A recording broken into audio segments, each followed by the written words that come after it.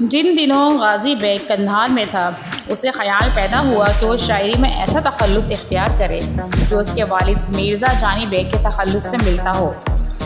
اس کے والد کا تخلص حلمی تھا۔ وہ اس فکر میں تھا، اسے معلوم ہوا کہ شہر میں ایک شاعر کھٹا کا رہنے والے ہیں جس کا تخلص وقاری ہے۔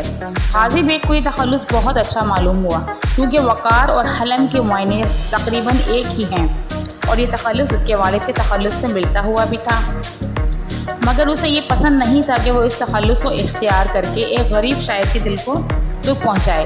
آخر اس نے ایک روز وقاری کو بلایا اور پوچھا، تمہارا تخلص کیا ہے؟ وقاری نے جواب دیا، حضور فدوی کا تخلص وقاری ہے۔ غازی بیگ نے کہا، وقاری ہمیں تمہارا یہ تخلص بہت پسند ہے، تم اپنی خوشی سے اس تخلص کو فروخت کرنا چاہتے ہو؟ وقاری غازی بیگ کی یہ بات سن کر حیران رہ گیا کیونکہ اس نے کبھی نہیں سنا تھا کہ تخلص بھی بکتا ہے۔ تھوڑی دیر سوچ کر وقاری نے کہا، حضور تخلص تو کیا، میری جان بھی آپ پر قربان ہے۔ حضور کو اگر یہ تخلص پسند ہے تو حضور تخلص کو بغیر خریدے ہوئے بھی اختیار فرما سکتے ہیں۔ میرا کیا ہے، میں اور کوئی تخلص اختیار کر لوں گا۔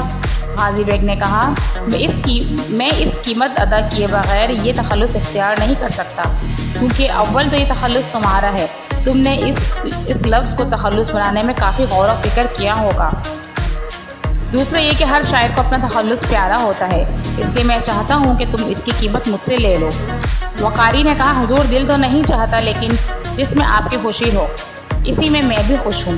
غازی بیگ نے خزانچی کو حکم دیا کہ فوراً 1000 روپے وقاری کو دے دیے جائیں اور اعلان کر دیا جائے کہ آئندہ سے ہمارا تخلص وقاری ہوگا۔